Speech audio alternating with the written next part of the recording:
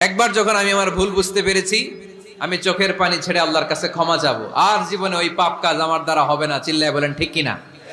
এই পাঁচটা গুণ যার মধ্যে থাকবে তাদেরকে বলে মুত্তাকি। তাদেরকে কি বলে?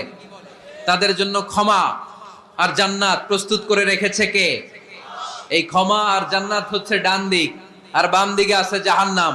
এখন আমাদের সিদ্ধান্ত নিতে হবে, আমরা ডানে যাব না বায়ে যাব। কিশোরগঞ্জের ভাইয়েরা আওয়াজ করে বলেন, আমরা কি ডানে যাব না বায়ে? আমরা সবাই মুত্তাকি হতে চাই কি চাই না? মুত্তাকিদের কয় গুণ? আরো জোরে বলেন। এক নাম্বার, আওয়াজ করে বলেন। মাশাআল্লাহ, সচ্ছল অসচ্ছল অবস্থায় দান করে। দুই নাম্বার, রাগকে নিয়ন্ত্রণ করে।